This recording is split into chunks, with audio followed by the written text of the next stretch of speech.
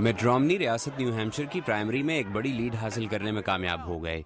हालांकि south Carolina की भारतीय निजात गवर्नर निकी हेली ने उनकी हिमायत का ऐलान पहले ही कर दिया था, लेकिन मिट रोमनी को इस कदामत पसंद रियासत में सख्त मुकाबले का सामना होगा, क्योंकि उनके मुखालिफिन ने उनके कुछ बयानात को उनके खिलाफ इस्तेमाल करना शुरू कर दिया है।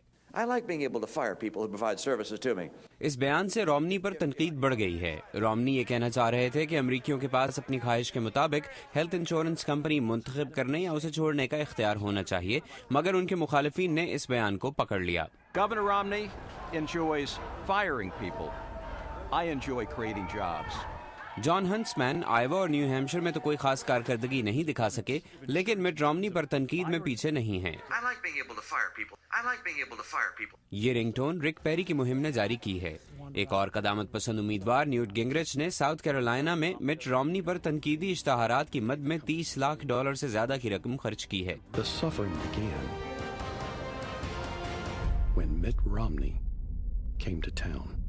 इन इश्तहारात में रोमनी के सरमायादाराना माजी पर तनकीद की गई है। ये तनकीद फिलहाल तो रोमनी की मुहिम पर असर अंदाज नहीं हो सकी, लेकिन साउथ कैरोलिना में इसका असर ज्यादा होगा, जहां 10 दिन बाद प्राइमरी इंतखाब होना है।